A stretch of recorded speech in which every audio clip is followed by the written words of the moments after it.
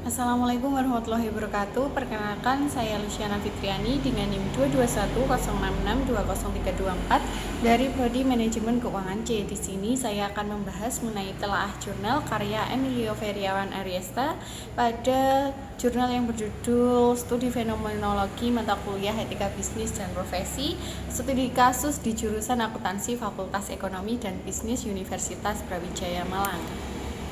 Nah, di sini saya akan membahas mengenai identitas jurnal, yaitu judulnya saja Studi Fenomenologi Mata Kuliah Etika Bisnis dan Profesi. Judul jurnal ini menunjukkan bahwa penelitian menggunakan pendekatan fenomenologi, yaitu menggali pengalaman langsung mahasiswa terkait dengan pembelajaran etika bisnis dan juga profesi. Fokus lokasi penelitian adalah di jurusan Akuntansi Fakultas Ekonomi dan Bisnis Universitas Brawijaya Malang. Nah, judul ini relevan karena menyangkut pembentukan karakter dan etika mahasiswa akuntansi sebagai calon profesional. Nah, selanjutnya ada latar belakang. Penelitian ini berangkat dari fenomena bahwa meskipun mahasiswa akuntansi telah menempuh mata kuliah etika bisnis dan profesi, masih ditemukan perilaku tidak etis seperti kecurangan akademik, misalnya mencontek, plagiarisme, dan copy paste. Padahal mata kuliah ini dirancang untuk membentuk karakter mahasiswa agar memiliki kesadaran etis sebagai calon profesional, khususnya di bidang akuntansi. Selanjutnya yaitu rumusan masalah. Nah, adapun rumusan masalah dalam jurnal ini adalah bagaimana dampak pengajaran mata kuliah etika bisnis dan profesi terhadap perilaku mahasiswa jurusan akuntansi Fakultas Ekonomi dan Bisnis Universitas Brawijaya. Nah, peneliti ingin mengetahui apakah mata kuliah tersebut benar-benar mampu membentuk perilaku etis mahasiswa atau tidak, terutama terkait fenomena kecurangan akademik seperti mencontek dan plagiarisme. Selanjutnya, metodologi penelitian. Nah, penelitian ini menggunakan pendekatan kualitatif dengan metode fenomenologi.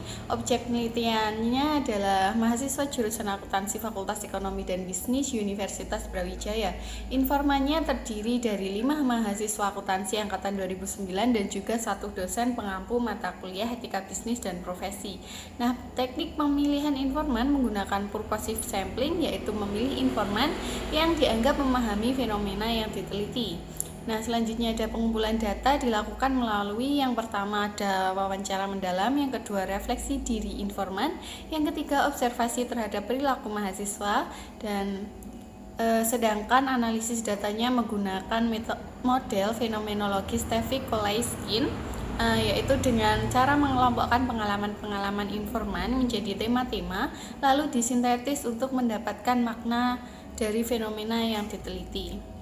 Selanjutnya ada hasil penelitian. Nah, hasil yang pertama yaitu hasil menunjukkan bahwa 4 dari 5 informan mahasiswa mengalami perubahan perilaku menjadi lebih etis setelah mengikuti mata kuliah etika bisnis dan profesi. Nah, perubahan tersebut misalnya yang pertama mengurangi perilaku copy paste, yang kedua lebih jujur dalam mengerjakan tugas, dan yang ketiga lebih sadar dalam bersikap etis saat magang.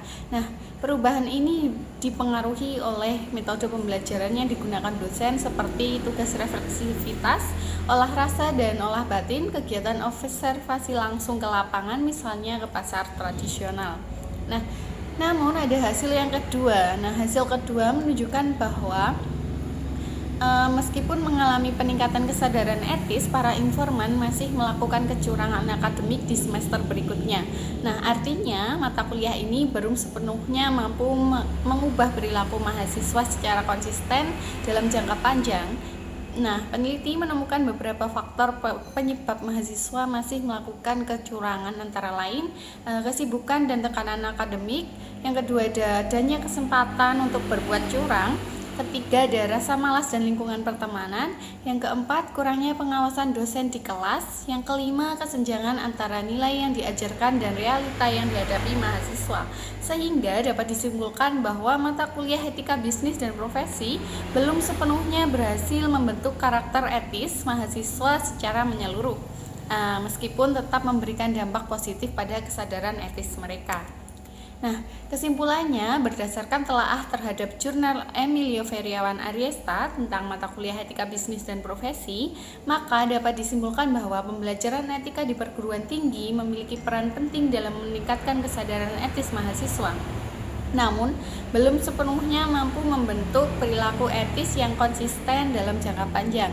Oleh karena itu, dapat ditelaah bahwa mata kuliah etika bisnis dan profesi belum cukup hanya diberikan sebagai satu mata kuliah, melainkan perlu didukung dengan penguatan nilai etika secara berkelanjutan, keteladanan dari dosen, serta sistem akademik yang mendorong budaya kejujuran agar pembentukan karakter mahasiswa dapat berlangsung lebih efektif dan berkelanjutan.